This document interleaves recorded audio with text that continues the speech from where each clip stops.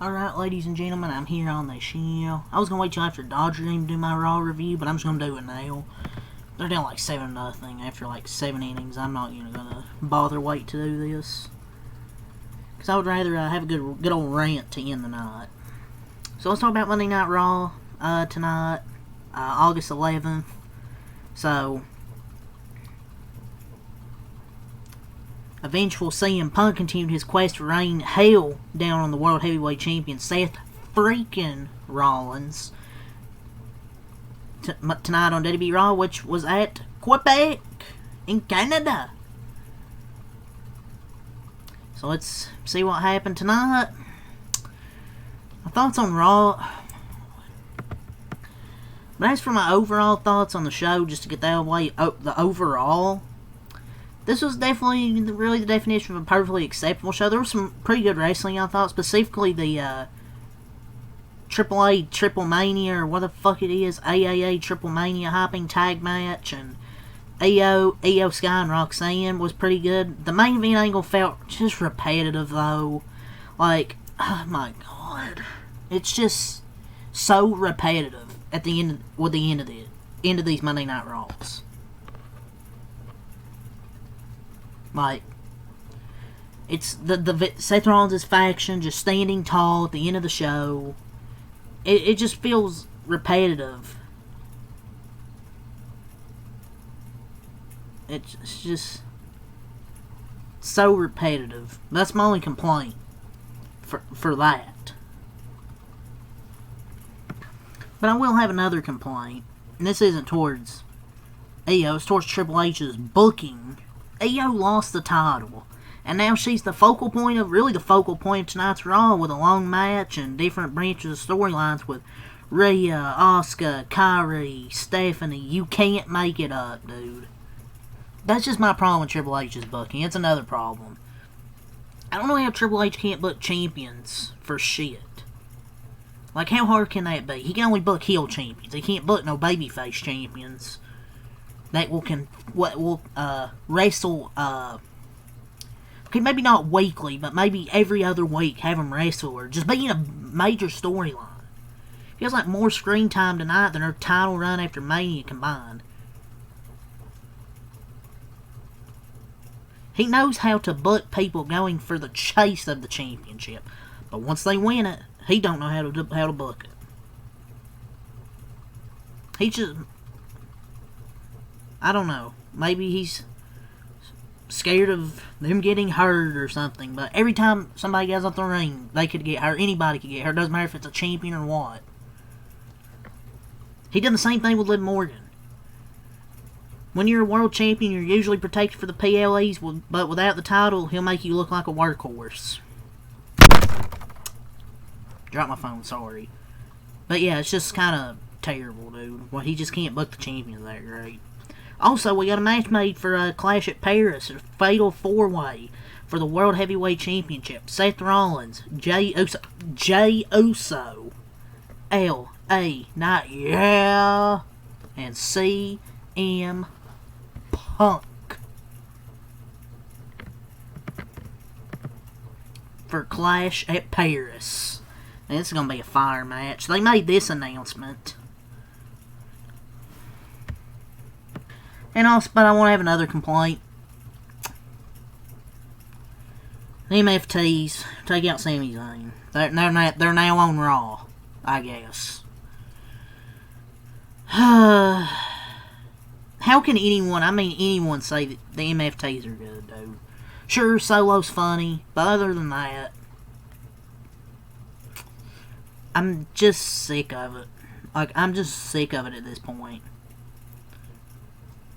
They're now on Raw, I guess, with, I guess they're gonna be feuding with Sami Zayn now. Can this just bloodline shit be done? Like, are we really going back to this? That was my only negative thing of this show, at least, to me. The most negative I would be about it was that, MFTs, like, I'm done with this bloodline shit. Like, please, like, it's fucking garbage, ruining my precious WWE Raw with the freaking bloodline crap. I guess this bloodline story is nowhere close to being done.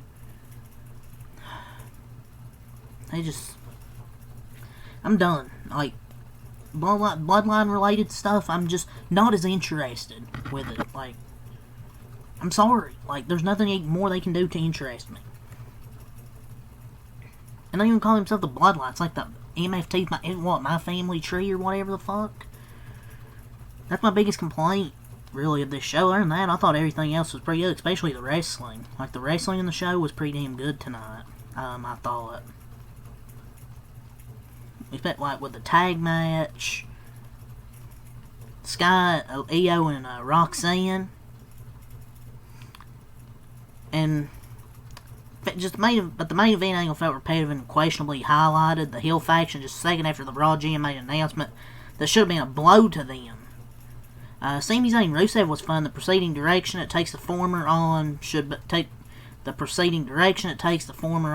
fun. The storyline developments between Io and her former teammates was solid, and the latest on Bayley had I think it was a video vignette or something, emotional journey, was outstanding and something we hopefully see more of in the coming weeks.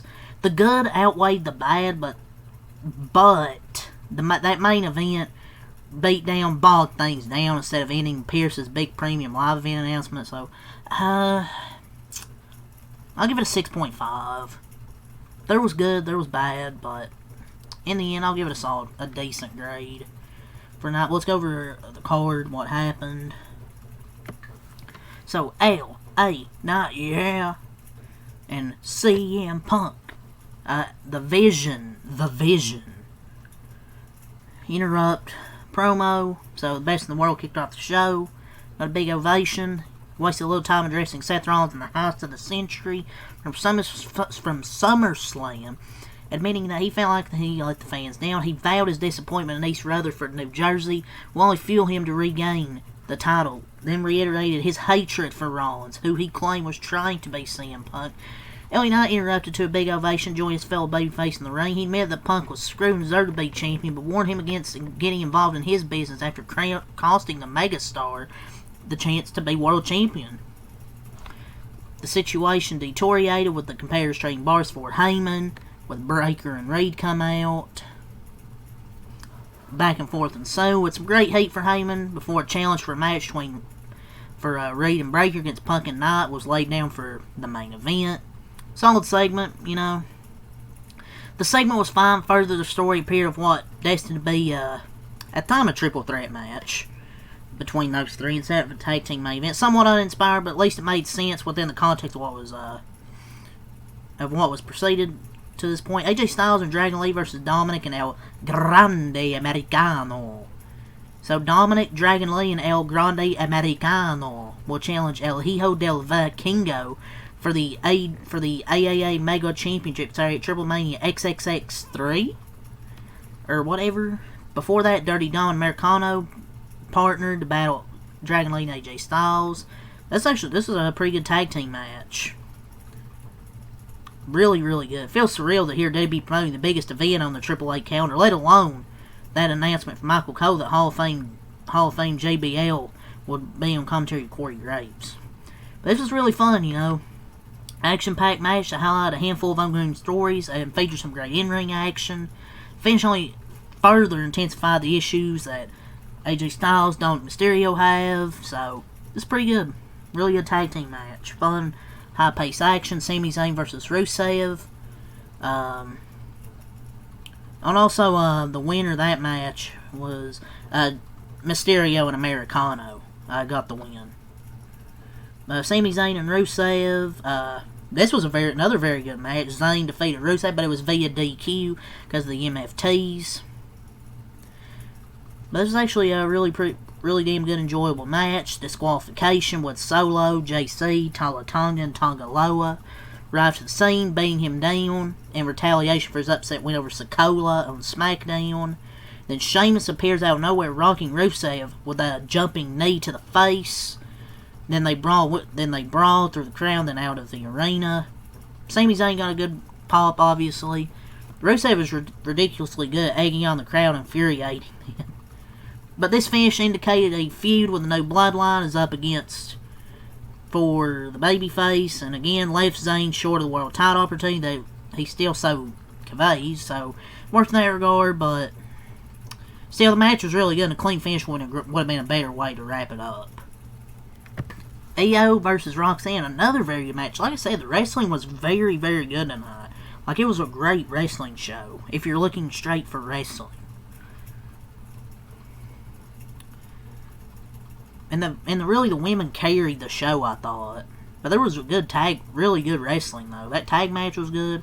Sami and Rusev was good, but it was really the stories, with Io and a bunch of the other women, with Asuka, Kairi, Rhea, Stephanie. But yeah, this was pretty good, I thought.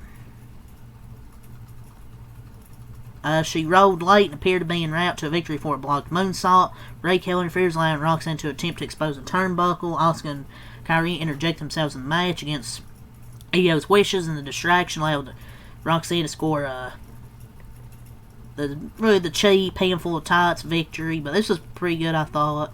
But it was only a matter of time before the Kabuki Warriors betray Io and ignite a rivalry, which, if nothing else, should produce several excellent matchups between them. And it's pretty obvious they're probably going to turn heel. Io's been one of the MVPs specifically in the ring, one of the better wrestlers of the year.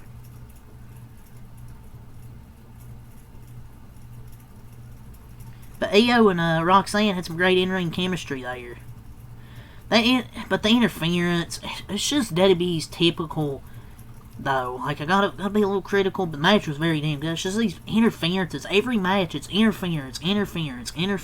Like, can Triple H get some creative fucking ideas, please, for these finishes? Like, I'm not saying lose, but Jesus, have a good finish. Yes, the story was intent to tell the damage control story, but may have been more palatable without Raquel playing a role in the bout on more than one occasion. Maxine versus Becky Lynch. Thought this was pretty solid. And Becky's been really damn good as a heel, which allowed her, and as strong as a babyface as you think she can be. But she's better as a heel. Better when she's the villain. And this was exactly what needed to be.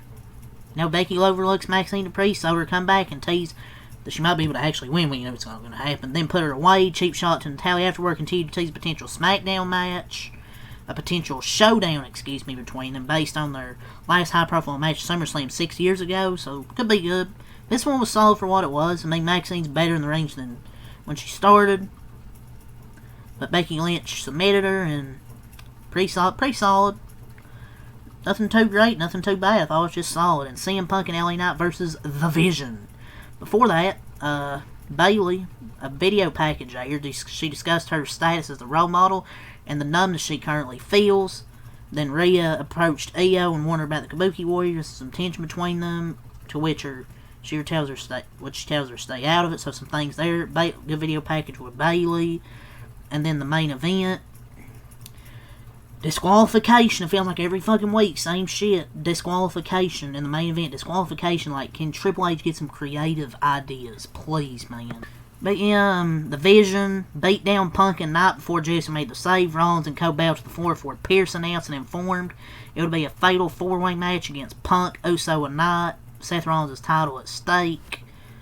I mean, this was a good match. Like, I thought it was good. It was a fairly good tag team main event. But it came to a conclusion the worst way possible with the wholly predictable return of Rollins and a show-closing beatdown of the babyface. It feels way too much like lather, rinse, and repeat from the creative standpoint, especially since the Vision does not feel as hot as WWE probably thinks they are. It's just the same shit, man. Like, you get a match between his faction against somebody else, like Jey Uso, LA Knight, something. It always ends in a DQ. It's so predictable. But after watching those three get laid out by the heel again, why would anyone have interest in seeing them challenge Rollins when it's been abundantly clear that they are not capable of overcoming them? But yeah, like I said, 6.5 show. I thought the wrestling was a 10 out. I would probably give it like an 8 or 9 out of 10, but the actual show, probably a 6.5 to be honest. But that's all to say. Leave a like, subscribe for more. Just next time, Acolyte. Peace, and leave your thoughts in the comment section below.